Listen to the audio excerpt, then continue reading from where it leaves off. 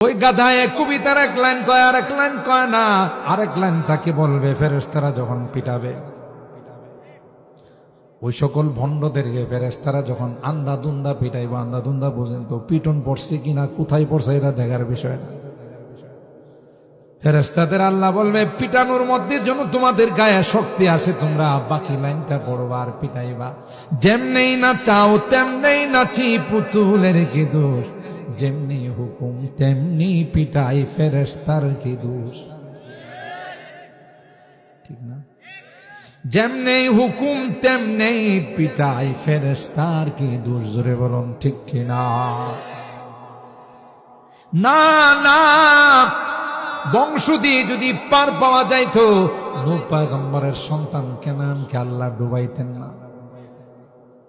ঠিক না বেটি? চৌকে না আরা তবিয়ত বে হুনর গো, পয়গম্বর জাত দিগি কদরা সুন্না ইয়াফজু। পয়গম্বরের সন্তান হয়া বাঁচতে পারে না।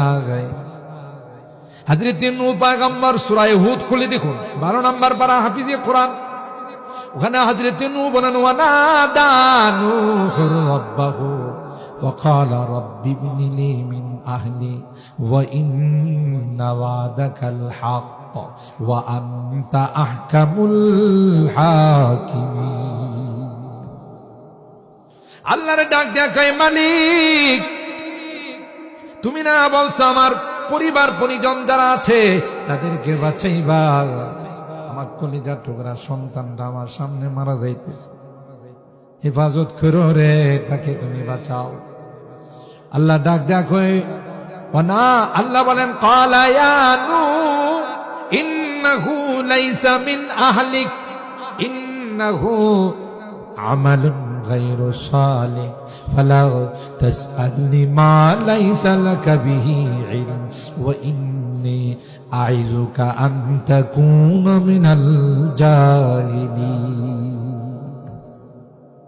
खुद न तेजू राह पर आरों के हादी बन गए, क्या नजर ते जिसने मुर्दों को मसीहा कर दिया। কোরআনে আল্লাহ বলেন একটা সময় ছিল যে সময়ে এরা সকলে মুর্দা ছিল, মৃত ছিল। এ ভাই আমার অনেক বয়ানে আছে, যারা ইমানদার নয়, যাদের মধ্যে ইমানের দৌলত নয়, আল্লাহ কয় যত বড় পাওয়ারফুল হোক, যত বড় শক্তিশালী হোক, যত বড় অস্ত্রের মালিক হোক, আল্লাহ ডাক দেয়া কয় এরা সব আমার কাছে মুর্দা। ঠিক না বেটি? জো বাইডেন বলেন, ভ্লাদিমির পুতিন বলেন, আর নরেন্দ্র মোদী বলেন, শি জিনপিং বলেন, পৃথিবীর যত সুপার পাওয়ার রাষ্ট্রের প্রেসিডেন্ট বলেন, প্রধানমন্ত্রী বলেন, যাদের ঈমান নাই, আল্লাহ কয় এরা হলো মুর্দা লাশ। দেখছেন? একজন ইমানদার যদি রিকশাওয়ালা হয়, একজন ইমানদার যদি ভ্যান চালক হয়, একজন ইমানদার যদি সাধারণ শ্রমিক হয়, আল্লাহ ডাক দিয়া কয় তার মর্যাদা জো বাইডেন থেকেও অনেক বেশি। আল্লাহর কাছে কি দুনিয়ার মর্যাদা না ইমানের মর্যাদা? কোরআনে আল্লাহ অন্য আয়াতে বলেন ইয়া আইয়ুহান নাস ইন্না খালাকনাকুম মিন যাকার وأنثى وجعلناكم شعوبا وقبائل لتعارفوا إن أكرمكم عند الله আতকাকুম। আল্লাহ ডাক দেয়া কয় তোমাদের যে বংশ বানাইলাম, কেউ খান বংশের, কেউ ভুইয়া বংশের, কেউ পাঠান বংশের, কেউ সৈয়দ বংশের। আল্লাহ কয় বংশ দিয়া আমার কাছে কোনো লাভ নাই। জোরে বলুন ঠিক কিনা? খান বংশের কেউ যদি নামাজ না পড়া মুনকার নাকিরে কয় তুই বেটা আমারে চিনিস, আমি খান বংশের লোক, তাইলে মুনকার নাকির মনে ভয় পাইব, কথা কয় না, ভয় পাবে। যদি ভুইয়া বংশের বলে তুমি আমাকে চিনো, আমি কিন্তু ভুইয়া বংশের লোক, লাভ নাই, লাভ নাই। আল্লাহ বলেন এগুলো তো পরিচয়ের জন্য বানাইলাম, আমার কাছে বংশের কোনো দাম নাই, আমার কাছে তাকওয়ার আর ঈমানের দাম। যে বেশ কমটা যদি বংশের দাম থাকতো, আবু জাহেলের মাথায় পৃথিবীর মানুষ পেশাব করত। আবু জাহেল হাশিমি গোত্রের মানুষ, বনু হাশেম, কুরাইশ বংশের মানুষ, দামি না বেদামি? কিন্তু আবু জাহেলের ভিতরে ঈমান না গাই, বেঈমান। এই জন্য পৃথিবীর সবাই একবার হলেও তার মাথায় মুতে আসে, ঠিক না?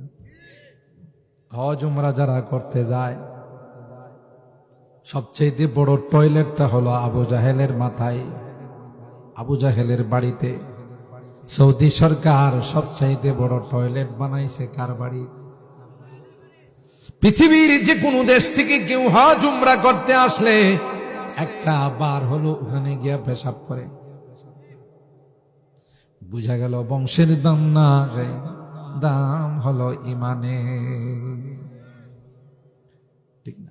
মান বাত্তা বিহি আমালুহু লাম ইয়াসরি বিহি নাসাবু। তিরমিজি শরীফের হাদিস, পয়গম্বর বলেন আমল যদি ভালো না হয় বংশ দিয়া পার পাবে না। ঠিক বললাম? আল্লাহর নবীর কলিজার টুকরা হযরত ফাতেমা রাদিয়াল্লাহু তাআলা আনহা, সাইয়্যিদাতু নিসাই আহলিল জান্নাহ, জান্নাতি উম্মতিদের লিডার। তার দুইটি সন্তান জান্নাতি যুবকদের লিডার, হযরত হাসান হুসাইন, সাইয়্যিদা শাবাবি আহলিল জান্নাহ। তার স্বামী হযরত আলী কাররামাল্লাহু ওয়াজহা, ইসলামের ৪র্থ নম্বর খলিফা। বিশ্বনবী রহমতে আলমের কলিজার টুকরা পয়গম্বর কয়, আমার ফাতেমা রে যদি কেউ কষ্ট দেয় সেজন্য আমাকে কষ্ট দিল। এরপরেও ফাতেমাকে নবী ডাক দেয়া কই, ইয়া ফাতেমা আনকিদি নাফসাকি মিনান নার ফাইন্নী লা উনি আনকি মিনাল্লাহি শাইআ। এ ফাতেমা, তোমার আমল যদি খারাপ হয়, তুমি যদি ঠিক মতো দিনদার না হও, আমি নবীও তোমাকে বাঁচাইতে পারবো। আল্লাহু আকবার, আল্লাহু আকবার। আর এখন হুমরা সুমরা, সয়দালি বৈদালি পীর সাজে, কোনটা ল্যাংটা শাহ, কোনটা বদনা শাহ, কোনটা টয়লেট শাহ, এরকম আছে না? না, ল্যাংটা হেও পীর, এর পিছনে দেখবেন শত শত মানুষ ঘুরতেছে। কিরে এর পিছনে ঘুরোস কামিয়া, বুঝেন নাই? এবারে কোনো ইশারা না পাইলে কেউ অফিস আদালত খুলে ফেলাইছে। বলে ইশারা পাইছে, এই জন্য অফিস আদালত কি করে ফেলাইছে? খুলে ফেলে। ইশারা তো পাইছে, কথা ঠিক, কিন্তু ইশারা আল্লাহ থেকে পাইছে না, শয়তান থেকে পাইছে। কথা কয় না।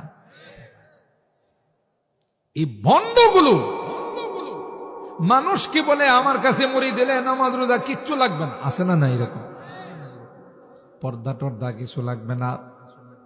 মাঝে মধ্যে আমার সঙ্গে পাতলা মাল নিয়ে দেখা করো। পাতলা মাল বুঝেন? সুরমা কালারের নোট অথবা সবুজ কালারের নোট। কয়েকটি নিয়ে দেখা করলে তোমার ফুলসেরাতের কোনো টেনশন নাই, আমি তোমার দায়িত্ব নিলাম। নাউজুবিল্লাহ কালকে কয়েন হ্যাঁ বলে ফুলসেরাতের দায়িত্ব নিছে, চিন্তা করে। হযরত বড় হুজুর রহমাতুল্লাহি আলাইহি বলতেন, এক ভণ্ড সবাইকে মুরিদ করছে আর সবাই মুরিদ হয়, ফুলসেরাতের দায়িত্ব নিছে। বাপরে বাপ, কত বড় কামেল! মুরিদের বাড়িতে দাওয়াত দিছে, যাইতে হয় জমিনের আইল দিয়া, লাইল কর না, জমিনের লাইল দিয়া যাইতে হয়। মাশাআল্লাহ, এখন তো এক একটা লাইল রিক্সা যাইতে পারে, ঘুমাই গেছেন। কিন্তু আগে বড় ছিল না, আগে গোপাট কইতো না, এগুলো এটা দিয়া ছোটখাটো রিক্সা চলতো। এখন শয়তানের 2 পক্ষ করে খোঁজাইছে। এই পক্ষের জমিনওয়ালারে কয় আইল কাট 5 মণ ধান বেশি হইব, হেডারে কয় আইল কাট 5 মণ ধান বেশি হইব। 2 পক্ষের কাটাকাটিতে আইল হয়ে গেছে এখন আঙ্গুলের মতো। শিল